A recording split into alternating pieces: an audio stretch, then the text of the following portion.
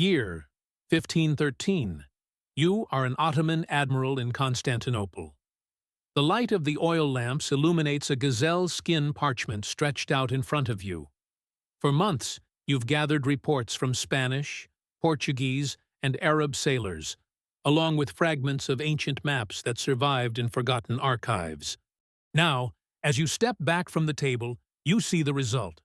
West Africa confidently drawn, the coast of South America curving down in an elegant arc, islands scattered across the Atlantic, and, at the bottom, a landmass that no one, in your time, admits to knowing. You are Piri Reis, and the map you've just completed will become one of the most intriguing impossible maps in history. Welcome, explorer. On this expedition, we're going to dive together into a series of ancient maps, and maps that shouldn't exist. 6 impossible ancient maps that rewrite the history of exploration. We'll investigate whether all of this is just coincidence, or if we're actually looking at real clues to a hidden history and possible lost civilizations. I'm Curious Chris, so let's explore. Piri Reis Map. The Piri Reis Map, dated to 1513 and rediscovered in 1929 in the Topkapi Palace, is only a fragment of a larger ancient world map, but it concentrates several cartographic mysteries. It shows with good accuracy the coasts of South America and Africa, especially in terms of longitude, something Europeans would only fully refine in the 18th century. The most controversial detail is the presence, at the bottom, of a continental mass that many identify as Antarctica without ice, an alleged ice-free Antarctica drawn more than 300 years before its official discovery, and, even worse, in a condition that science says hasn't been visible for thousands of years. Piri Reis noted on the map itself that it was compiled from around 20 sources, including recent Portuguese and Spanish charts, Arab maps, and even a map that supposedly belonged to Christopher Columbus. He also mentions much older sources, supposedly from the time of Alexander the Great. In the 20th century, officers of the United States Air Force compared the Piri Reis map with modern seismic data from the region of Queen Maud Land in Antarctica. Accounts cited by researchers point to similarities between the coastal outline on the map and the current subglacial relief. For defenders of forbidden history, this would be evidence that the map preserves echoes of maps before the reset, vestiges of an ancient advanced civilization or lost civilizations that would have charted the planet in a remote past. Traditional history offers a far less dramatic explanation.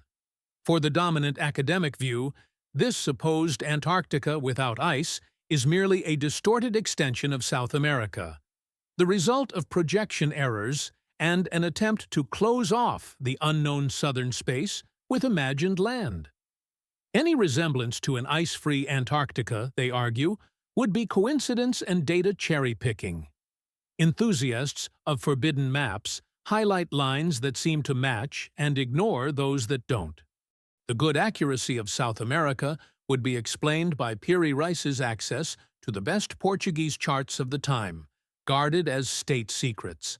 In this scenario, there is no need to invoke maps that shouldn't exist, only to recognize the skill of a cartographer who knew how to compile information from several maritime powers.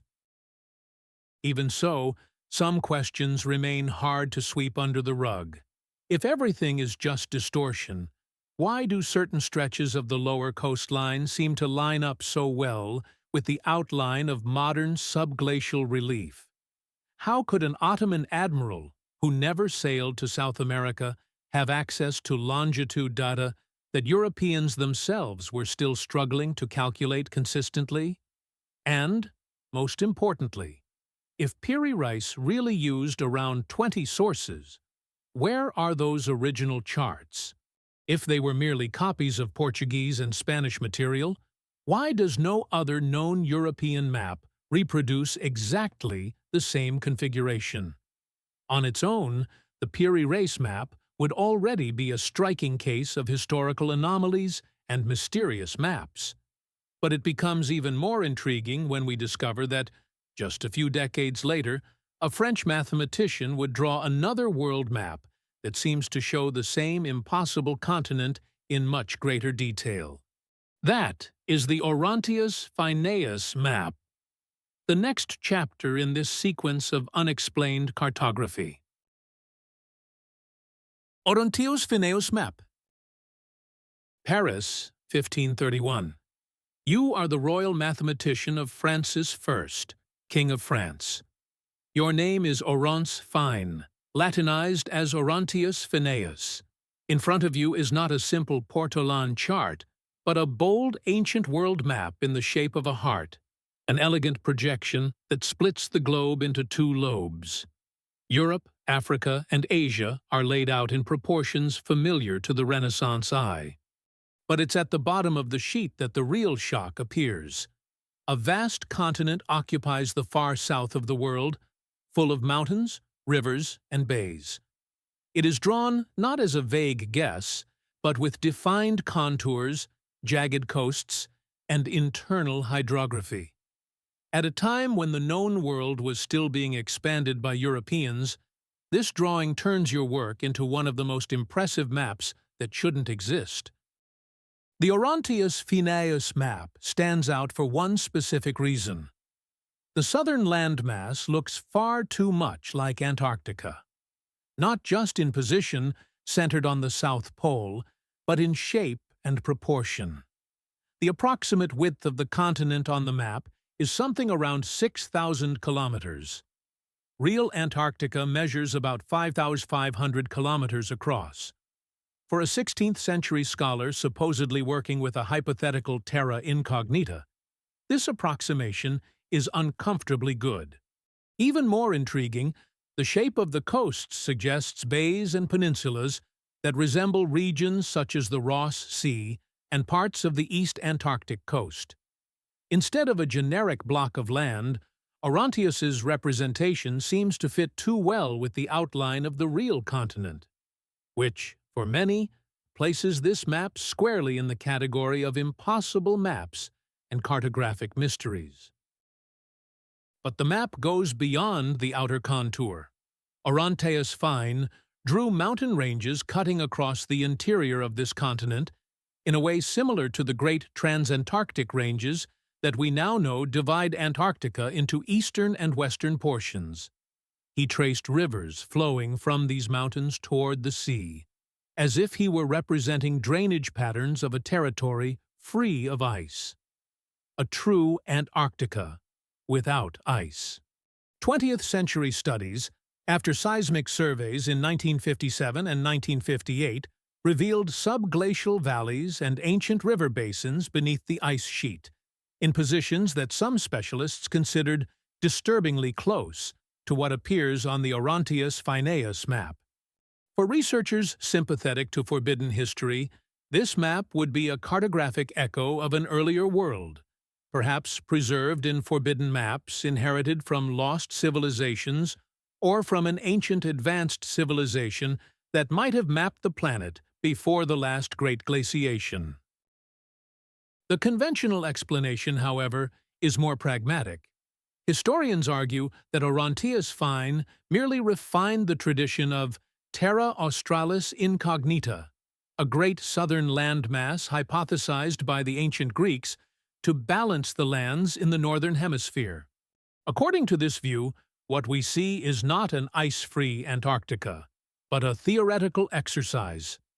Fine would have placed a large southern continent there for the sake of symmetry, filling empty space in an ancient map of the world without real exploration data. The apparent coincidences with modern Antarctica would be a textbook case of selective reading. Enthusiasts of ancient maps highlight similarities and ignore obvious differences. The internal rivers and mountains would be decorative elements, not records of concrete geography. In short, no mystery, just Renaissance aesthetics and natural philosophy. Even so, the discomfort remains. If everything was mere speculation, Why do so many internal details seem consistent with things we would only discover centuries later with modern science and satellites? If Oronteus Finaeus was only illustrating an idea inherited from the Greeks, why does his drawing come so close to a real continent that, in his time, Europeans didn't even know existed? And, most importantly for those who investigate historical anomalies and mysterious maps, where did the ancient sources he mentions actually come from, at a time when Byzantine, Arab, and possibly Asian manuscripts were beginning to circulate quietly among European scholars? If the Piri Reis Map had already hinted at an enigmatic south, the Oronteus Finaeus Map amplifies that suggestion, presenting a kind of complete blueprint of an Antarctica without ice. And it is not the last to move in this direction. Just over 2 centuries later, another Frenchman would draw an even more specific map, going beyond the outline and suggesting that this continent was not a single block of land, but 2 masses separated by a channel hidden beneath the ice. The controversial map of Philippe Buache. Paris, 1737. You are standing before the Royal Academy of Sciences. Your name is Philippe Buache, geographer to the King of France. On the table in front of you rests a large polar world map, centered on the south. Your colleagues expect to see yet another variation of the traditional Terra Australis Incognita, a theoretical continent meant to balance the globe. Instead, you reveal something far more specific. An Antarctica drawn not as a single block of land, but as 2 masses separated by a vast channel cutting across the continent from one side to the other.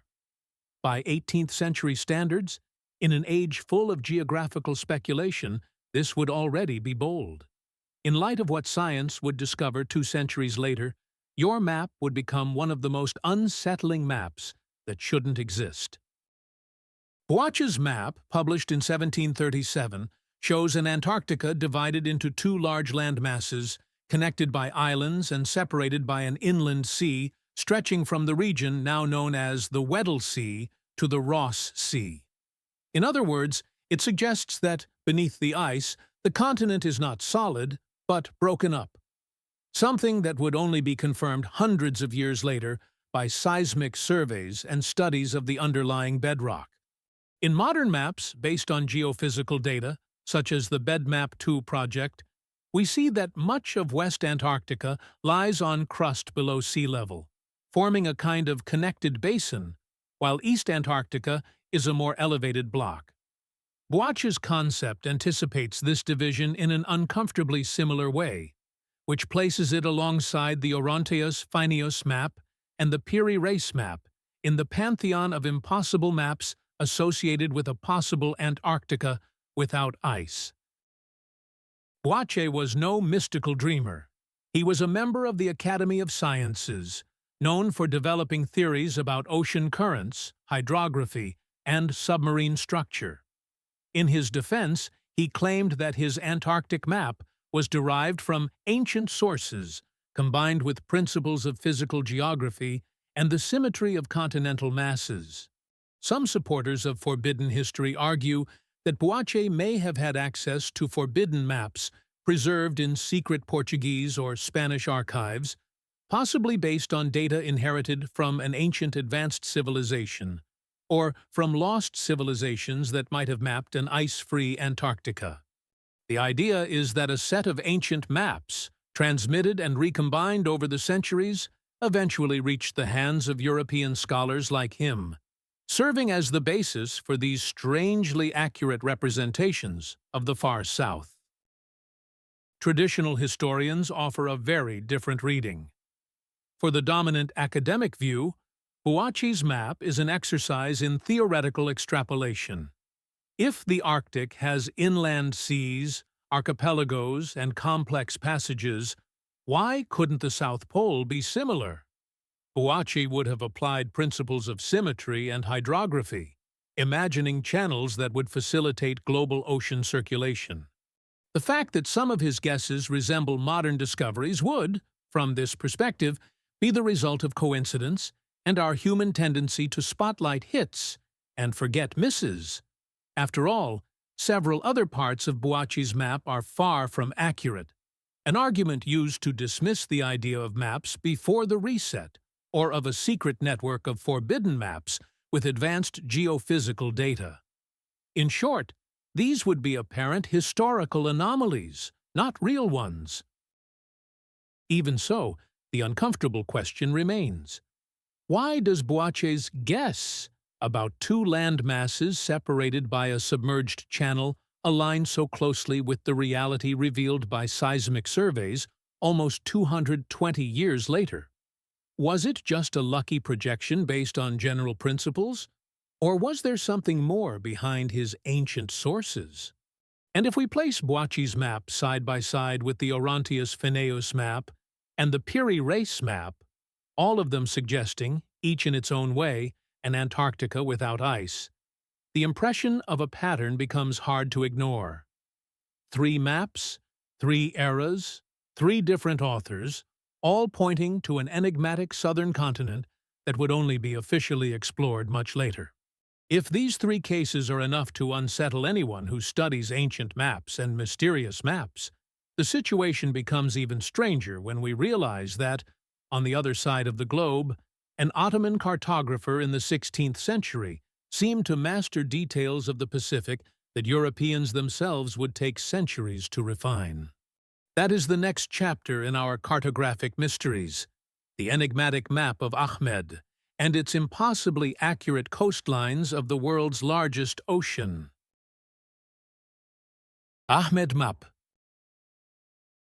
Imagine yourself in the mid-16th century, somewhere in the vast Ottoman Empire. You are a cartographer named Ahmed, working far from the open sea, in a quiet workshop surrounded by parchments, astrolabes, and travelers' reports.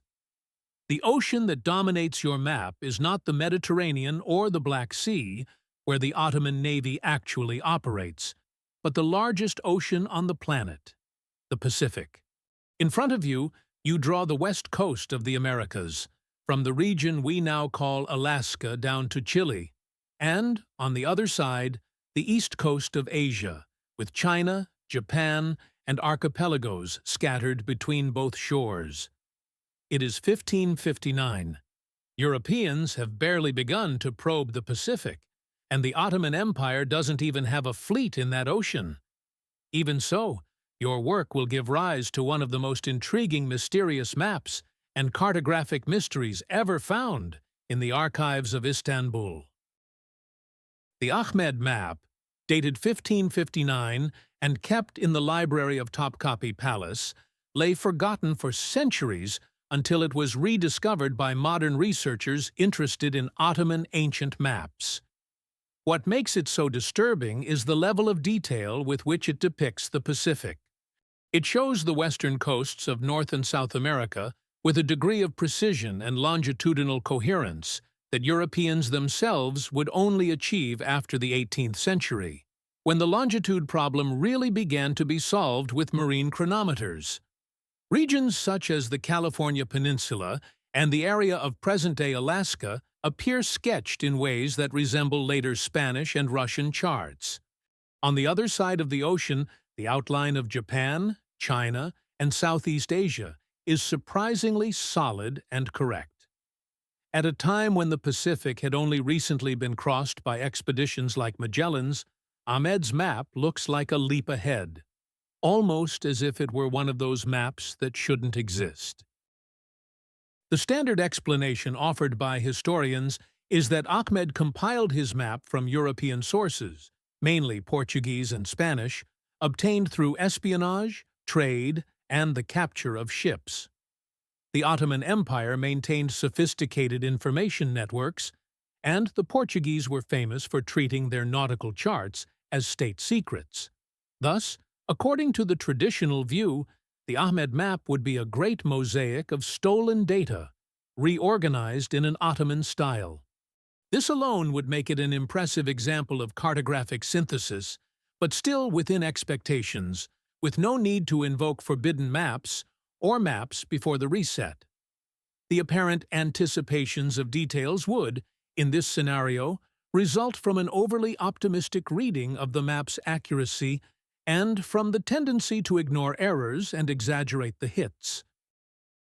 Even so, when 16th-century European charts of the Pacific are compared to the Ahmed map, some things do not fit so neatly.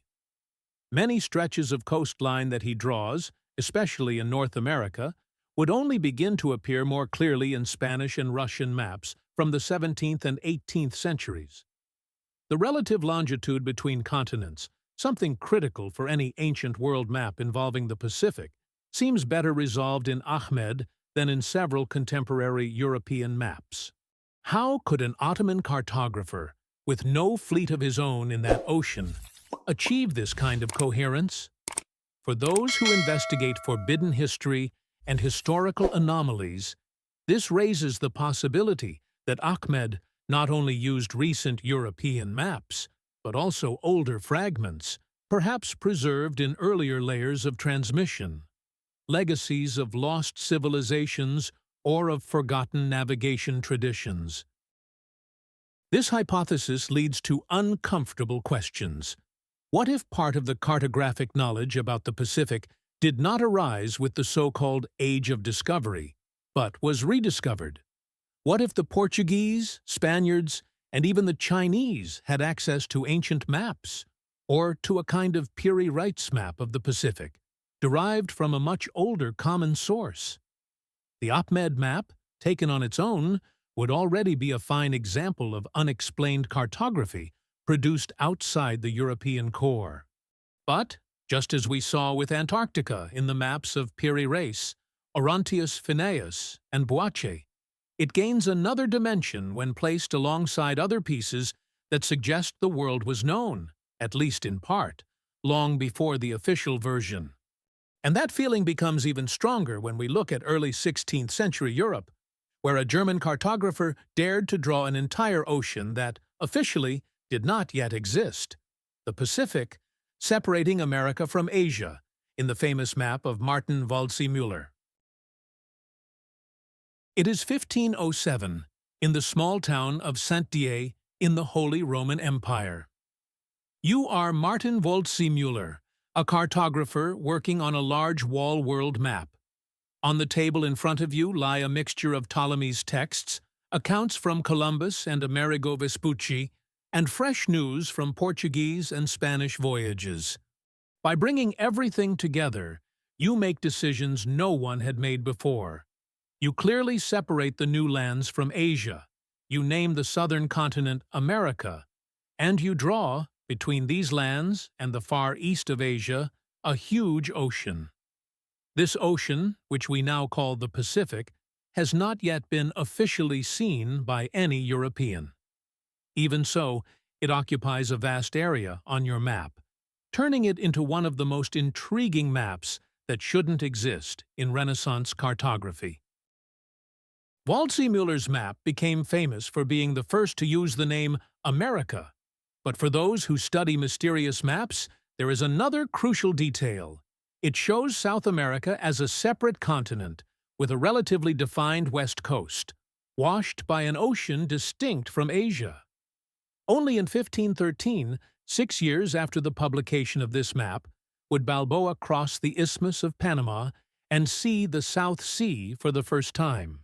In the conventional reading, Waldseemüller merely deduced the existence of an ocean based on the idea of a new world described by Vespucci, and on the notion that the Earth is spherical. From this perspective, his work would be an impressive example of intellectual synthesis in ancient maps, yet still speculative, not based on direct observations. The official explanation follows this line.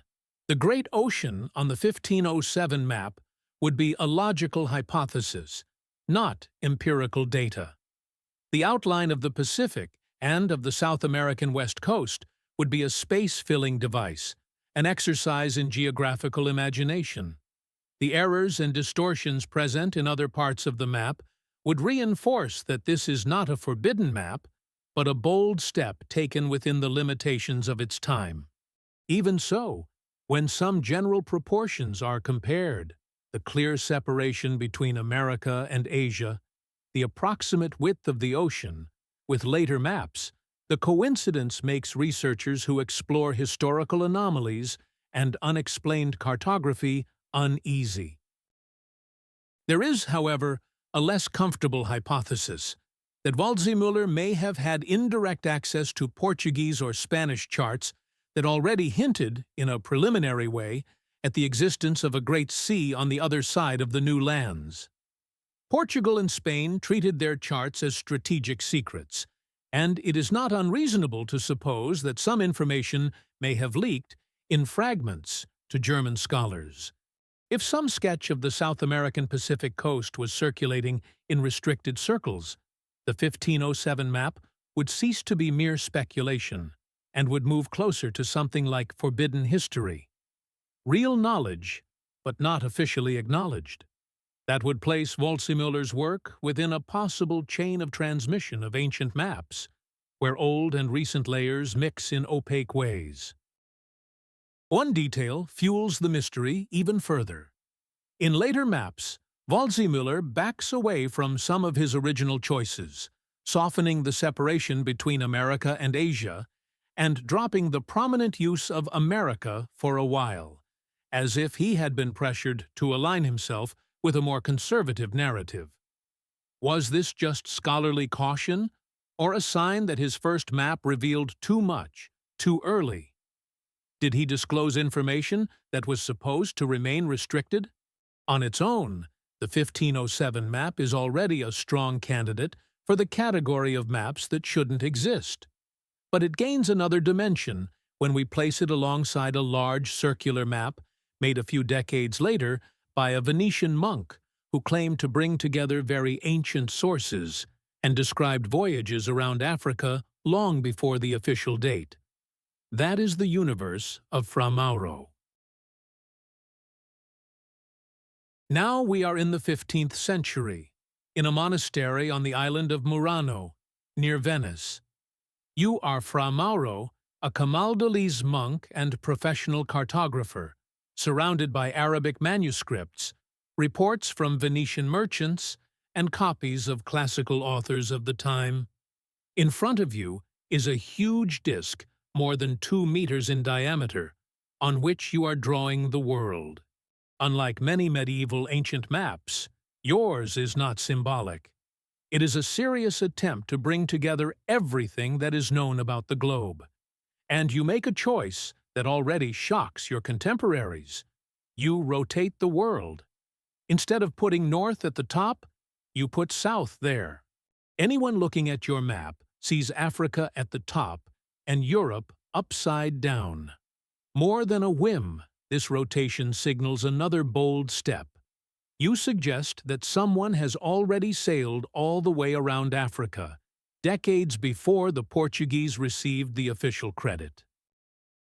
The Fra Mauro map, completed around 1450, was commissioned by King Afonso V of Portugal, who was interested in any information that could help with maritime explorations.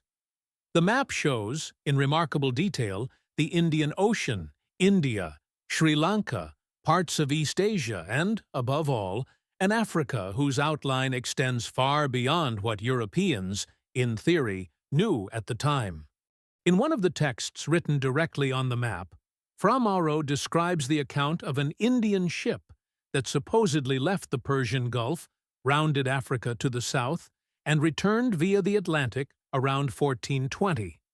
In modern terms, he is saying that someone completed an African circumnavigation almost 70 years before Bartolomeo Dias officially rounded the Cape of Good Hope. For those who study historical anomalies and mysterious maps, this information is a feast. Fra Mauro does not make up stories out of thin air. He is obsessed with sources.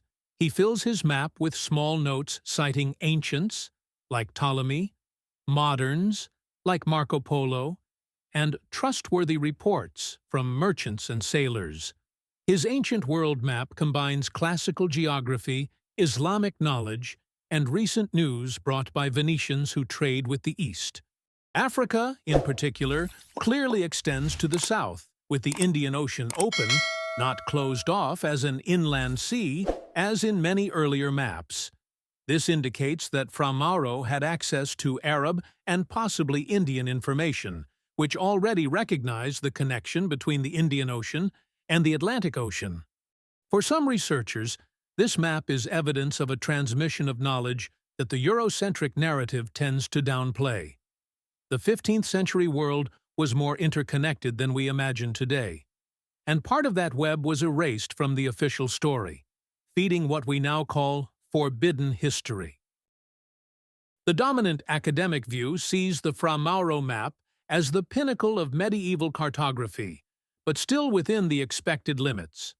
The note about the ship sailing around Africa would be an indirect account, possibly exaggerated or misunderstood, of Arab or Indian voyages that explored parts of the African coast.